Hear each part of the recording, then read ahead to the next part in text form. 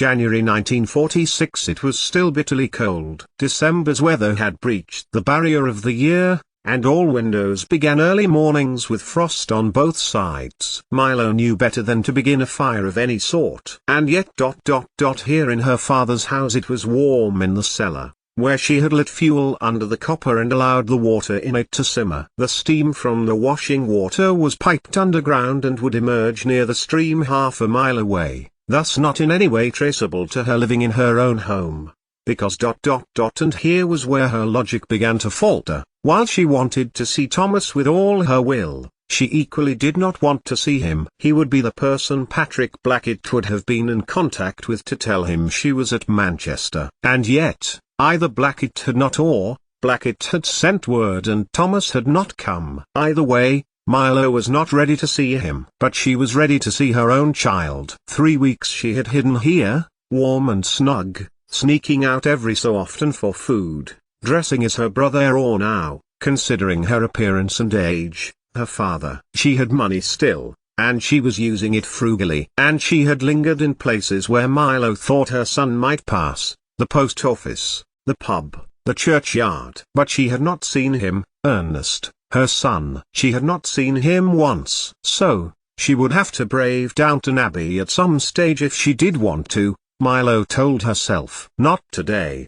she concluded, as ice began to form on the one window pane, high above in the cellar, at ground level. Not today. 88,888,888. Patrick Blackett held out the letter to Thomas, as Downton's butler glowered at him. It was the second week in January, and already 2 weeks too late. Already nearly 5 months too late. And for what? For Blackett to tell him he already knew. And this is Dr. Turing, Blackett told Thomas, who waited for Turing to turn round and acknowledge him, something which did not happen. Blackett looked back to Thomas. For months, she never left Turing's side. Developed much of this part of the machine herself and, to be honest, we might not have been so far on without her. At this point, Alan Turing turned and nodded to Thomas. Thomas nodded back, but then pushed past Blackett and took the man's hand. When you sought a benevolence towards Milo Ashby, you sought a benevolence to myself, Thomas told him. My wife. Turing was unmoved. She seemed at a loss when I met her in Cambridge. I gave her a purpose,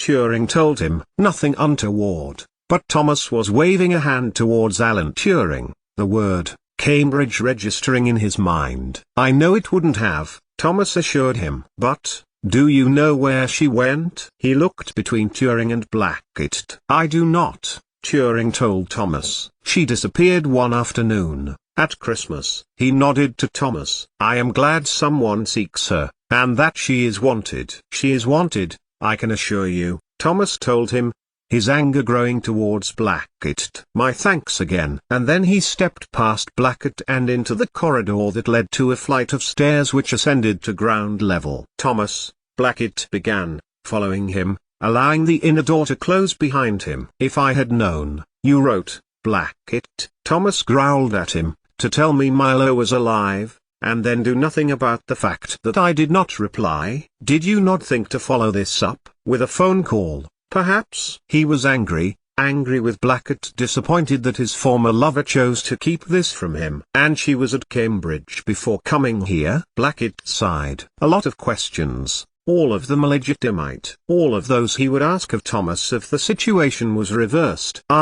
He began, but then broke off. There is another reason for you to be here, unknown to yourself, Blackett told Thomas. And, from his pocket he produced Douglas Hartery's letter. The invitation comes, indirectly, from myself, Blackett told Thomas, as he read over the words that told Ernest he had a place working in the laboratory, with special tuition for his other subjects, the cost being met by the university. And, Blackett asked, when Thomas had finished reading, if it were me, I would tell you yes immediately, but it has to be Ernest's decision, my son's decision, Thomas added, proudly. 88,888,888 all through a soggy, snowy January. The electricity supply to Downton Abbey worked imminently. In the drawing room one evening when the whole house was plunged into darkness, Lady Mary cursed, a proper, fruity string of words that would surely have curled her grandmother's hair and bleached the color from her mother's face. This damn electricity,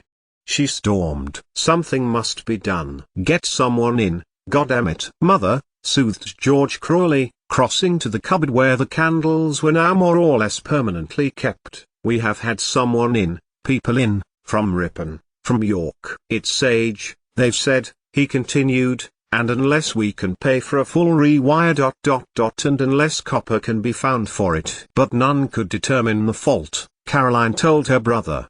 Surely it must be something simple, from the generator building to the house, for example. And so with snow falling and candles, they limped on that night, Lady Mary recalling the days when all of the rooms were lit. So, something must be able to be done, Lady Mary insisted. Send for someone else, or find someone to rip the whole useless lot out and start again.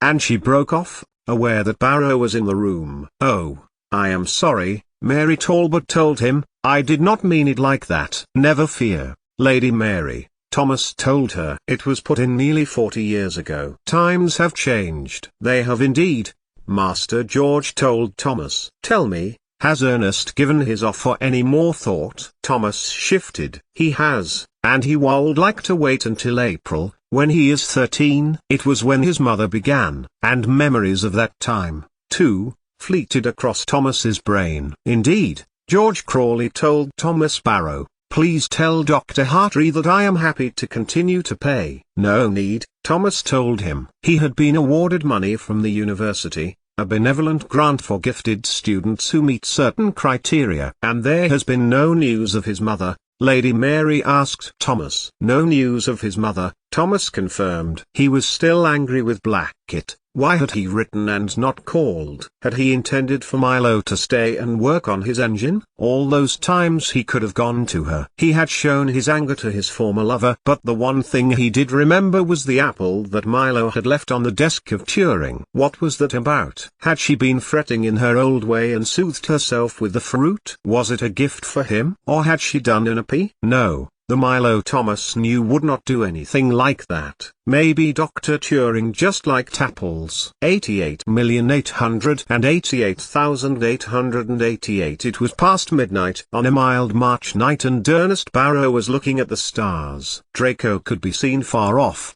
and Venus had swung high. The hunter was low on the horizon now. Soon he would not be seen for another 6 months, until autumn came again. He should be in bed. He knew. What had Mr. and Mrs. Schultz told him about a good night's rest? Ernst, his German father, had told him when his brain was restless and sleep would not come, with a good night's sleep, tomorrow you can do anything. And his mind was restless now. Ernest did not think he had spent too much time with Flora. But her father had spoken to his father, and Thomas had spoken to Ernest. See if you can find another friend. For now, Thomas told him, in his usual benevolent manner. He hadn't told Ernest off, but it was enough to lodge in his mind that being with Flora was not a thing to be done. He sighed. But he would be gone soon, to Manchester, and a new life. He had earned it, with his skill, and he was wanted. He would miss Downton Abbey, and the people who lived here, and then realized one of those people was watching him. You should be at home,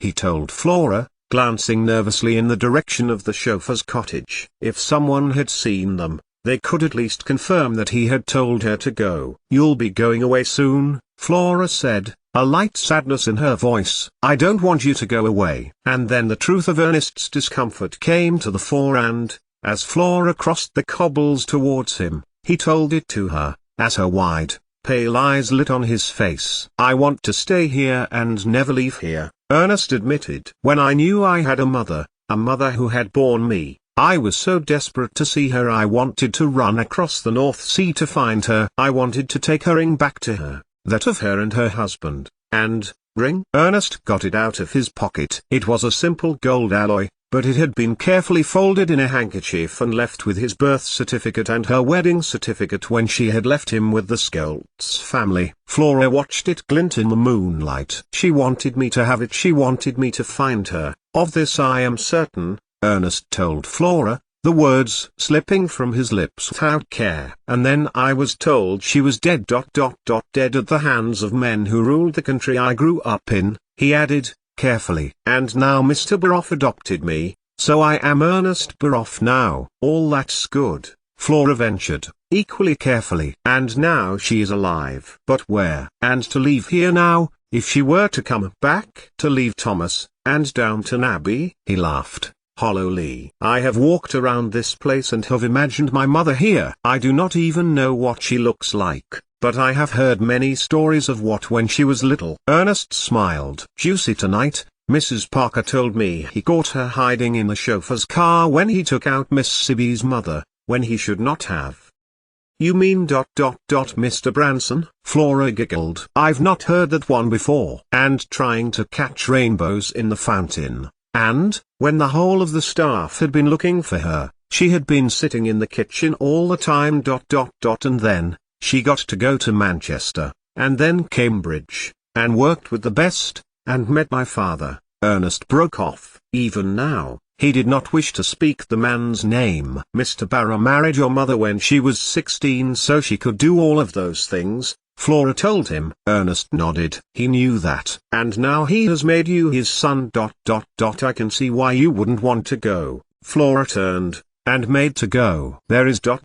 something else, Ernest told her. Flora turned back, and Ernest had stepped quickly towards her, taking her hands in his, and then he drew her close and kissed her on the lips. It didn't last long, but Flora ended it, breaking off from the embrace, and stood apart from Ernst for a moment. And then, of her own will, crossed quickly to him and, on tiptoes, kissed him back. I'll miss you too, Ernest, Flora Parker told him. Honest I will, sorely. But you got to go to Manchester. Don't you see? There's nothing else here for you to learn from Mr. Melsley, and it's not forever, and you can come back for holidays.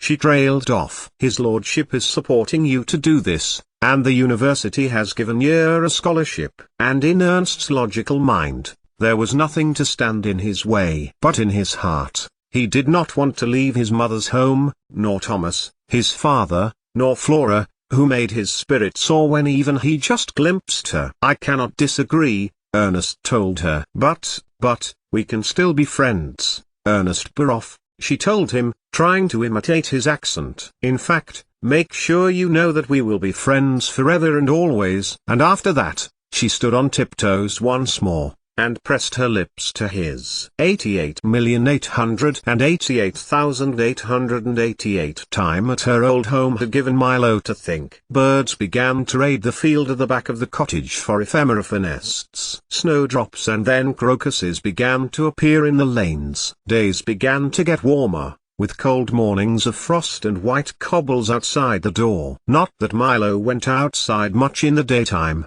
How would it be if she were to be caught? A policeman came to ask her who she was and what she was doing in the property belonging to Thomas Barrow. She had managed to wash the sheets from the bed she had moved downstairs, as well as some of her clothes, and had found an ingenious way to dry them after being in the copper. The copper's flue was channeled up an iron pipe, which was hot and kept its heat all day. A small rack she used to lay out her electrical device parts was in the closed-up shop, and Milo was surprised how well it had circulated the heat. But she knew she couldn't stay there forever. That late March day, with two collared doves flitting backwards and forwards from the eaves of the house opposite, Milo's mind drew back to Manchester, and to Alan. He had been frustrated with the two women mathematics graduates who had been allocated to his office. Cicely Poplar and Audrey Bates, gossiped and tittering at one thing or another, or rattled about their day,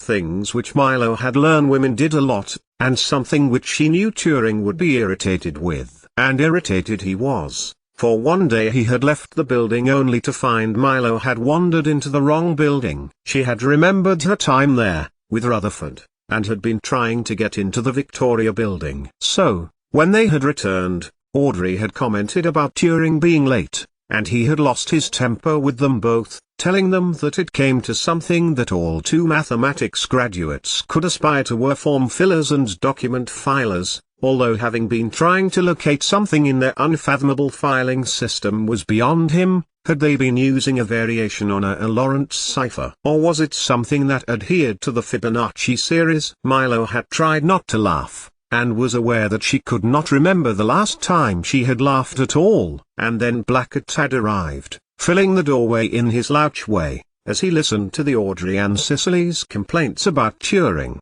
to which Alan had dismissed out of hand. "Well," retorted Blackett, "if this is how you treat women, it is no wonder none of them wanted to come within 6 feet of you." And, at his word, it reminded Milo of how he had been with Oppenheimer, and she had turned at that moment and shot back, "Don't be nasty, Blackett." Before she could help herself, he hadn't been half as cross as he ought to have been with her. Aside from a sneer and a black look, Blackett had stalked away. But, he had been told to shut up in his own laboratory by a hanger-on of one of his employees. Logic dictated he should have been angrier, which led Milo to believe that perhaps Patrick Blackett had known who she was after all. "I cannot tell you," Milo told Alan as they walked home that night, an early autumn evening. She had stumbled over an uneven pavement and he had caught her arm. It was her feet. The bones had not mended straight, and her feet were not as sure as they had been before the war. "I did not ask, as you did not ask," Turing replied. But Milo stopped, something on her mind. "I knew him, Oppenheimer," she told him, and laughed at the distant memory. He was sent to work at the Cavendish. Blackett was his mentor, and Abbey was so annoyed about Blackett, although he had other mental problems as well. He dosed an apple in cyanide and left it on his desk. Milo shook her head. Blackett didn't eat it, and Abbey was on holiday before the realization hit. "It would take more than Blackett to annoy me," Turing told her. "I do not go in for fairy stories." "Snow White and the Seven Dwarfs," he mused, as they continued to walk back to the Blackett's home. "But if you worked with Blackett, you must have been an experimental physicist." "I was," Milo conceded, "and I still did not think it was possible." An outright lie. Abbey just could not make anything practical work. That's what irritated Blackett. "Ironic that he was put in charge of the bomb, then," Turing told her, "while I was in charge of the bomb." "Ha ha." Milo nodded, not knowing what the bomb was, nor wanted to find out. The war was past, and she just wanted to forget about it. "But you must know some mathematics," Turing added,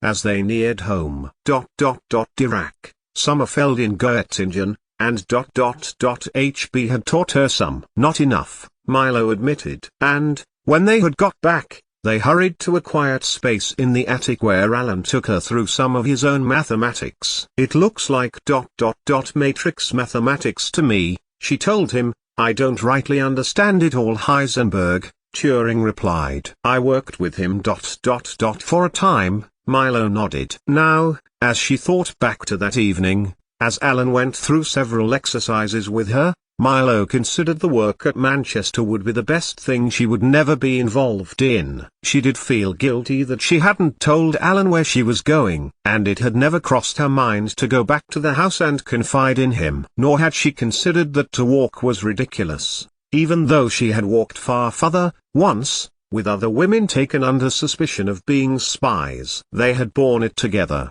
as the SS guards commented in their hearing what they would like to do to them sexually. She had money, had, on that Christmas Eve, been able to board a train. It was funny how a culture conditioned a person. "I am giving you a £5 note," Alan told Milo on that evening of the mathematics lesson. "I found it in your rooms at Cambridge. I apologize that it has taken me so long to remember to give it back to you." And that was what she had used to get back to Downton. Milo had had it in her pocket ever since that night, and her hand had brushed against it when she had found Hartrey's letter. "I am glad you are my friend, Alan," she told him, "and I wish you luck with Blackett. He seems strict, but he is fair and honest, and a good man, even if he is being spied on by the Soviets." And that had been the first time Milo had seen Alan Turing look completely confused. "How do you know that?"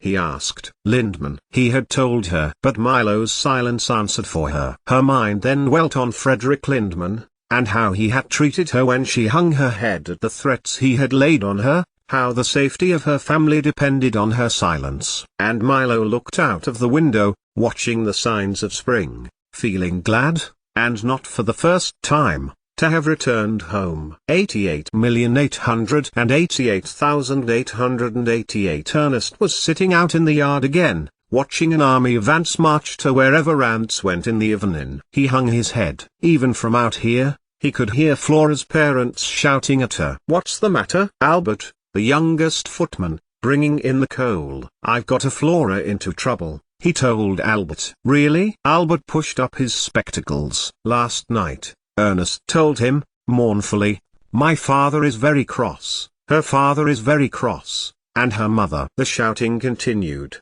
but from what he could hear, it wasn't all one way. "Ernest," came a shout from the door. "His lordship wishes to see you." It was Larry. He scowled at Ernest in the darkness. "Now you're done for," Albert told him, as Larry pushed Ernest as he stepped inside. As the door closed behind him, Larry pushed him against the wall. Across the hall, more shouts arose. "I saw you kiss her," he declared, as they got to the back steps that led upstairs. "That's what they're arguing about." Ernest sighed. "I like your sister," he told Larry, but Larry turned away. "And you kissed her?" "I kissed her." "Only a kiss?" Larry snarled. "But what else did you have on your mind?" Ernst felt himself shudder. It was clear now why there was so much arguing. But the truth was he had never thought about Flora like that, nor any girl. He glanced in the direction of the kitchen, where the shouting was continuing. He supposed Flora's parents didn't know that. "I should hit you, for what you've done," Larry told him,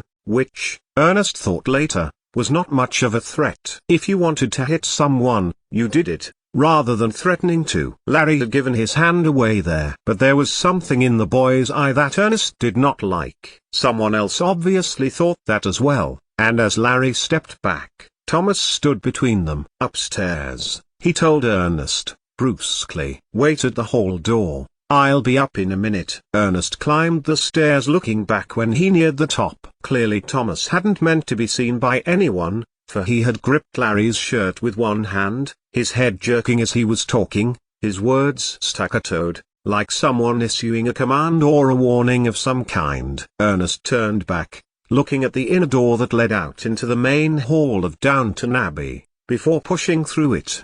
Behind him, footsteps on the stairs became his father, and he pushed the door open for him. "Master George wishes to speak to you," he told Thomas. And, he looked past his father. "Flora, I did kiss her ... but she kissed me too, and that was all." But Thomas waved his arm. "Come," he told Ernest, and he led him into the library. Along with his mother and sister, Master George was waiting for them. He got to his feet when Thomas entered. "Ernest," George Crawley said, and held out his arm in a friendly gesture. "I have had a second letter from Manchester, from Dr. Hartree. He has arranged your living accommodation and your tutor for when you arrive in April." He stopped, waiting for Ernest's worried face to relax from the worry he was betraying. "Now, there is something I wish to talk to you about, concerning young Miss Parker," Master George continued. But, before he could ask, Ernest took a few steps from Thomas and began to talk in haste. "She came out to talk to me ...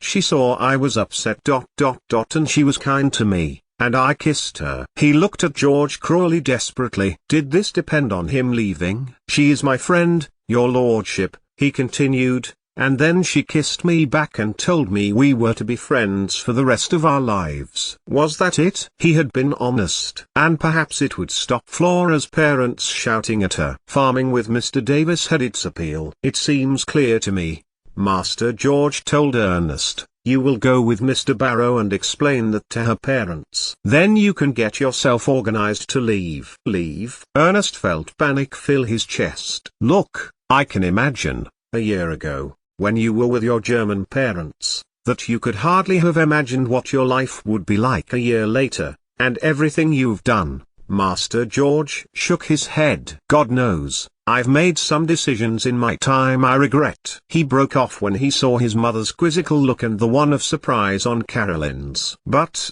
I do not regret," Ernest began. But Thomas nudged him, as Master George held up a hand. "Her parents will hear from you that you regret it," George Crawley told Ernest, "and in doing so you will tell them how you are looking forward to beginning the term after Easter in Manchester with Dr. Hartree." 88,888,888 7 months after being incarcerated at Farm Hall, the Urianverin were released and repatriated back to Germany.